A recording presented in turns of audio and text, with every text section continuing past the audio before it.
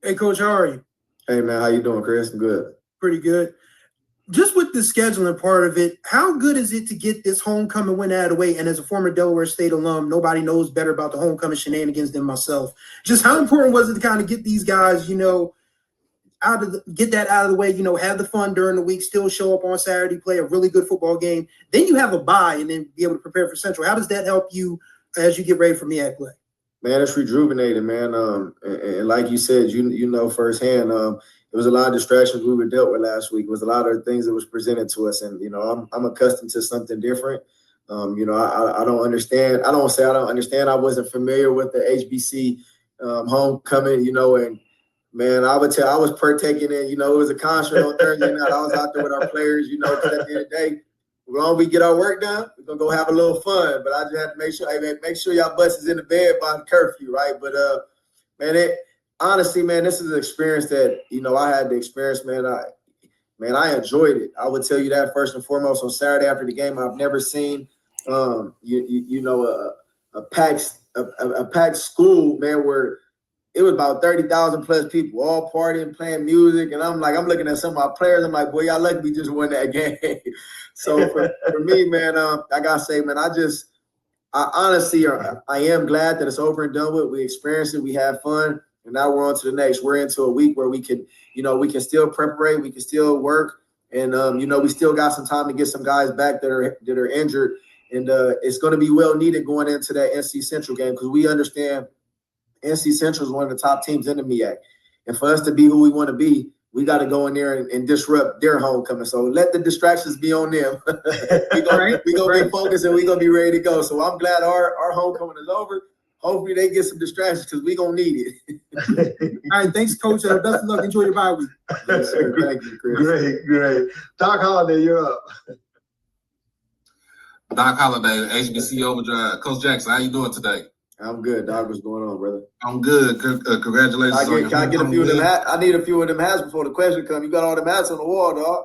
Hey, man, I used to work at Liz, so I customize my own hats and everything. But going into the game, man, you got the top rushing offense in the MEAC and pretty much all of FCS football. But give us the inner workings of having Clinton Portis as the running backs coach on your team?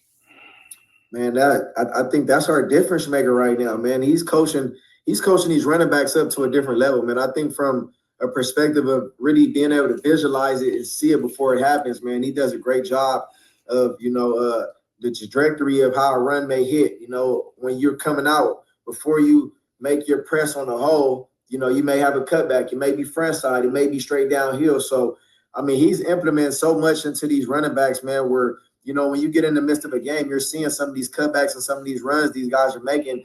It's from the vision side of it. Now you have up front, you have the line where Coach Eugene Chung is making sure that these guys are fitting up and making sure they're getting to their guys as well, too. So I think as a philosophy and as a whole, you have individuals taking the coaching, right? You have them not only taking the coaching, they're going out and implementing the coaching into the field as well too. So, I mean, as a head coach, man, you love to see it when you have guys, sit there during the week and practice it, and then they get to the game, and then the practice becomes successful because you're seeing them trust, what the coaching is doing. So, in our eyes, man, we're going to continue to trust one another. We're going to continue to lean on in each other.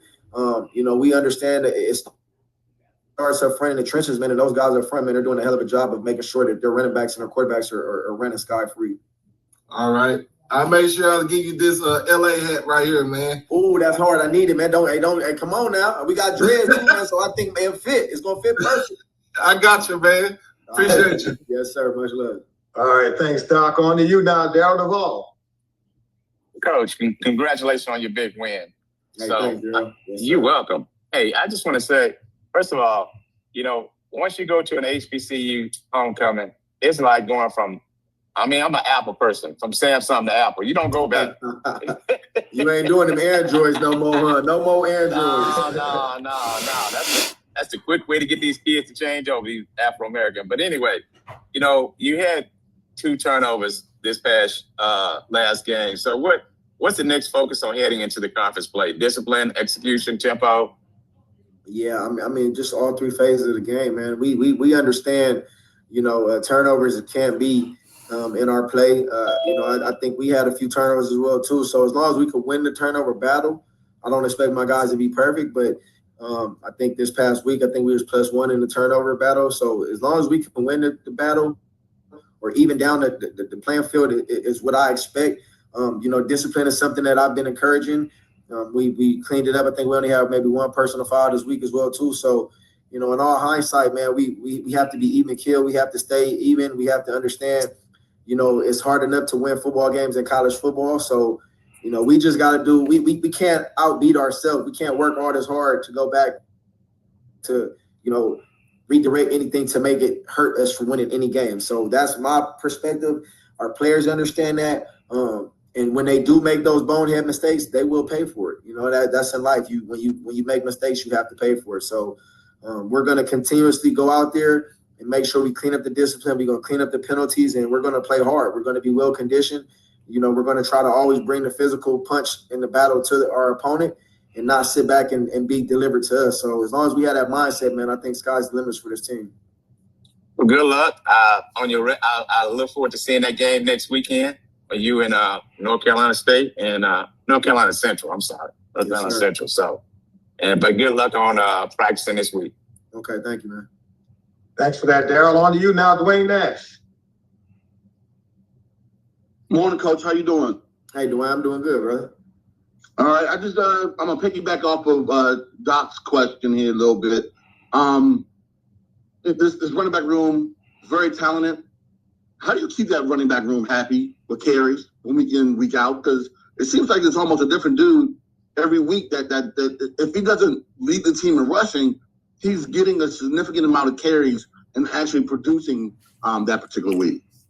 Man, yeah, it's challenging, man. As a head coach, it's challenging. I think it's challenging as an offensive coordinator. I think Clint Portis has the toughest job. He's interchanging these running backs, and this past week I wanted to see one of the running backs, and he was like, "Coach, you can't do that, Coach. I got my rotation and my reps how I want." I said, "At the end of the day, I'm a head coach, so yes, I can do that." But man, it's a happy medium, man. We go out there and we really feel like at any given time, man, we got whoever's going to be there, man, they're going to be a home run hitter, man. They're going to make the blocks. They're going to make the reads. They're going to run the ball. They're going to be team players. And, it's an unselfish room, man. All them guys are capability of being a home run hitter and making a difference in the backfield. So you never know who you're going to get a dose of, man. And I think that's a plus, and that's a perk for us to have on our offense. After almost 800 yards of offense, you guys need some rest. Get some rest this week, Coach. Yes, sir. Thank you. Great point, Dwayne. Hey, Ray Rogers, how are you this morning? You're up. Hey, what's going on, Coach? Right. Good morning. Ray. What's going on, bro? I'm good, my guy. I asked you about Brian Bates last week, leading tackler in the MEAC, and he was the only player at MEAC Media Day that said, "Man, I'm looking at these other teams. I'm ready to hit something."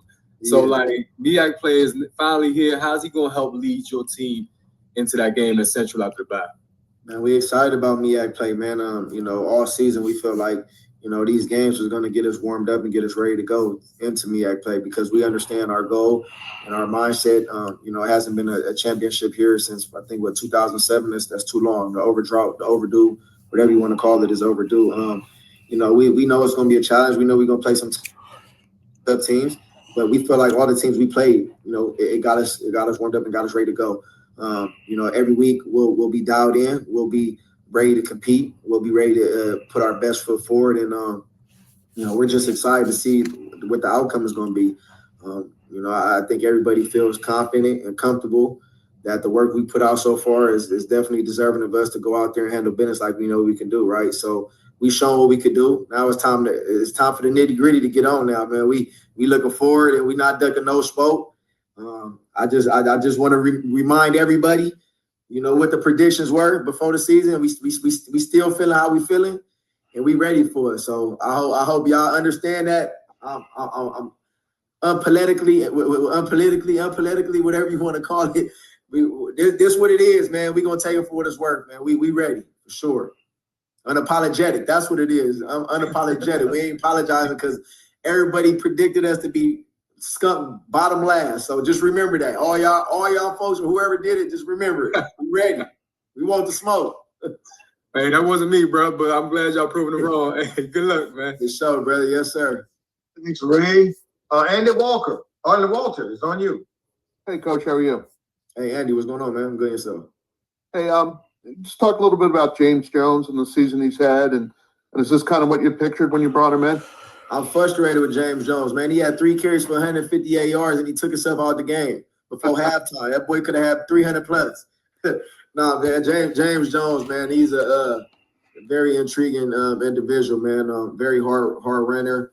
And I know if he was right, he would have stayed in that game. But he was dealing with the tightness in the hamstring, so it was only smart for him to take himself out. As much as I'm mad at him, but man, yeah, he's showed up and showed out. Man, it's a great addition to have a guy like that. He makes us tremendously better. So I'm excited for success here in MEAC play for sure. Thanks. Yes, sir. All right. Final question for you this morning. Coach comes from Ernest Ricks. How you doing, Coach? Hey, Ernest, I'm good. What's going on, man? I'm doing well, Coach. Congratulations on the great win. And we can see, Coach, that your confidence is, rising. I'm pretty sure it's high already, but it's rising. Is that across the board for all your players? Are they feeling that same confidence? And the other question is about the passing game. What are some of those challenges in the passing game that you're seeing? I mean, yeah, the confidence is always rising, man. I understand. Our players feed off, as coaches. So we have to set the tone, set the energy from day one. That's what we do, and that's what we bring to practice in our meetings, on the field. Everything we do is high energy, and these players feeding off of us. As far as the passing game, it's been an area that hasn't been the most productive. We understand that. We're working tremendously day in and day out to clean it up and do what we need to do for it to be where I feel like it's productive. And at the end of the day, man, I don't care how we win games. If it's running the ball, passing the ball, whatever it's going to take to win a football game, that's what we're going to do, right? We're going to do what we do well. We're going to continue to get better, and the things we need to clean up, we'll clean up. But, we're going to take it all in for what it's worth. And we're going to put our work in, and we're going to detail it up, and then we're going to go out whenever the game day is presented to us. We're going to go out and compete at a high level and have fun doing it.